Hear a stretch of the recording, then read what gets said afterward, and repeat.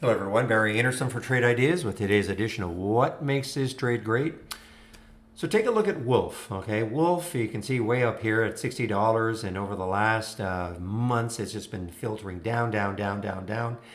Today it had earnings, but I'll bet any money that people, when they saw this yesterday's daily candle, this was an all-time low down here, and I'm sure people thought, how good could those earnings be, or the perception of the earnings, okay? Because it doesn't necessarily mean that all of a sudden they're making lots of money. It just means maybe they're not losing as much, maybe they're guiding better. At any rate, here's the bottom line, is look what happened.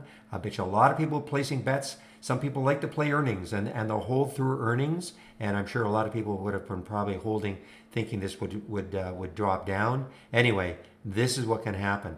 You know, that's why I never play earnings. I never ever play earnings. I'll always wait for the stock to have earnings, and then afterwards I will, I'll figure out what I want to do. But I want to see that. I want to see that. Just give me a moment. I want to see the reaction, and then I can decide what to trade. This is the reaction in the pre-market, so you still had a lot of time. You could have gone in at $32, and before it pulled back, it got up to $36. I mean, that's a great percentage move. And actually, I actually played this on a short down here. But just wanted to tell you or show you that just because whatever you might think, because the stock is looking terrible and they're going to have earnings, how good can they be? Well, look at the reaction to Wolf today. Okay, guys, want to get back into the room? Have a great evening, and we'll see you tomorrow.